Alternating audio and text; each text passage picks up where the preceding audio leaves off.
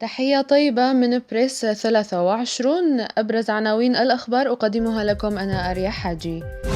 صدور البيان الختامي للمجلس التأسيسي للاتحاد الفيدرالي الديمقراطي لروجافا شمال سوريا.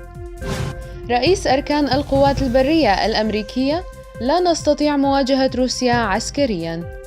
تركيا تصر على الشروط الثلاث لحل أزمة اللاجئين. الخارجية السورية تحذر أي طرف تسول له نفسه النيل من وحدة أرضها وشعبها تحت أي عنوان كان. تنظيم الدولة الإسلامية يسيطر على قرية دوديان القريبة من الحدود التركية. صقور حرية كردستان تعلن مسؤوليتها عن تفجير أنقرة. الكرملين يعلن أن الشعب السوري هم وحدهم من يقررون نظام الحكم في سوريا. بسبب الأوضاع الأمنية في تركيا، الخارجية الألمانية تقرر إغلاق سفارتها وقنصليتها. خلال يومين أو 3 يكتمل سحب معظم القوات الروسية من سوريا.